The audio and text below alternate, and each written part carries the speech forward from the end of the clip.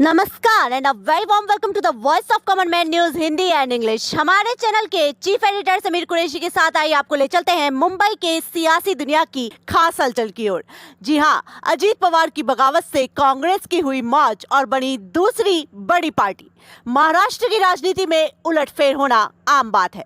जिस सियासी भूचाल का अंदेशा था, महाराष्ट्र में वो असलियत में तब्दील हो चुका है। 2 जुलाई महाराष्ट्र की सियासत में ऐसा बवाल लाया जो इतिहास में याद रखा जाएगा। एनसीबी चीफ शरद पवार के भतीजे अजीत पवार अपने चाचा को जोरदार झटका देते हुए बीजेपी का गठबंधन और एनडीए का दामन थाम चुके हैं और महाराष्ट्र के उप मुख्यमंत्री के तौर पर शपथ भी ले चुके हैं। जी हां, आपको बता दें, अजीत पवार को लेकर पहले से अंदेशा लगाया जा रहा था कि वो एनसीबी को त्यागने का मन बना रहे हैं और ऐसा ही हुआ। अजीत पवार द्वारा लिए गए इस कदम ने महाविकास आघाड़ी, शिवसेना, यूटीबी और कांग्रेस को ध्वस्त कर दिया है। हालांकि शिवसेना एनसीबी की टूट ने कांग्रेस को दूसरी बड़ी पार्टी बना दिया है।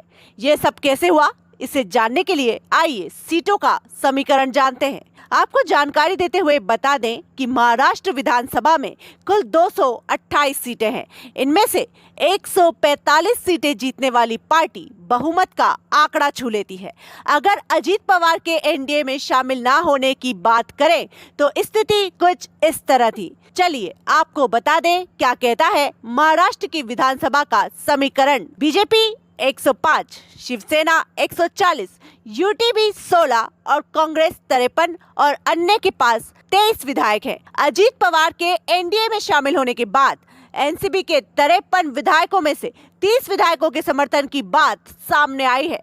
ऐसे में बगावत के बाद शरद पवार के पास केवल 23 विधायक बचते हैं। कांग्रेस के विधायकों की संख्या 45 है। ऐसे में कांग्रेस महाराष्ट्र में दूसरी बड़ी पार्टी बन गई है। एनसीबी में इस टूट का सीधा फायदा कांग्रेस को पहुंचा है।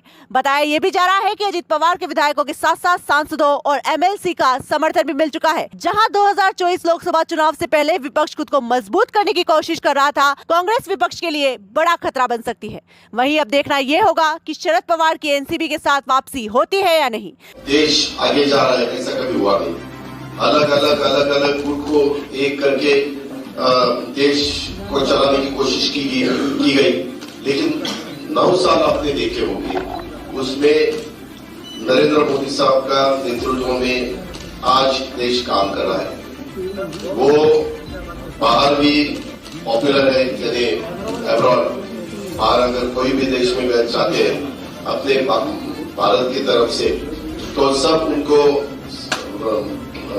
सपोर्ट देते हैं, सब उनको बहुत अच्छा नेतृत्व ऐसे बोलते हैं। वैसे अभी आगे विधानसभा हो, लोकसभा हो, लोकल बॉडीज का तो चुनाव वहाँ के डिस्ट्रिक्ट के हमारे कार्यकर्ता सोचेंगे, वहाँ के लीडर सोचेंगे कि क्या करना चाहिए, क्या नहीं करना चाहिए। लेकिन स्टेट के और देश के चुनाव है, उसके बारे में हम साथ साथ जाना चाहते हैं और इसीलिए महाराष्ट्र के डेवलपमेंट के लिए और देश और मजबूत होना चाहिए और आगे जाना चाहिए। मेरी नाराजगी वर्ल्ड किसी के पास नहीं, मगर प्रफुल्ल पटेल एंड तस्करे, ये दोनों को मैंने अपॉइंट किया था जनरल सेक्रेटरी। और जनरल सेक्रेटरी ने प्रेसिडेंट की जो गाइडलाइन होती है वो छोड़कर कोई गलत कदम उठाया तो ठीक नहीं। इस पद पर रहने का उनका अधिकार नहीं। ये बात उन्होंने खुद समझना चाहिए और खुद समझकर उन्होंने आगे कंटिन्यू करना या न करना ये तय करना चाहिए। तमाम खबरों से अपडेट रहने के लिए आप हमारे चैनल को लाइक, शेयर, सब्सक्राइब करना ना भूलें। धन्यवाद।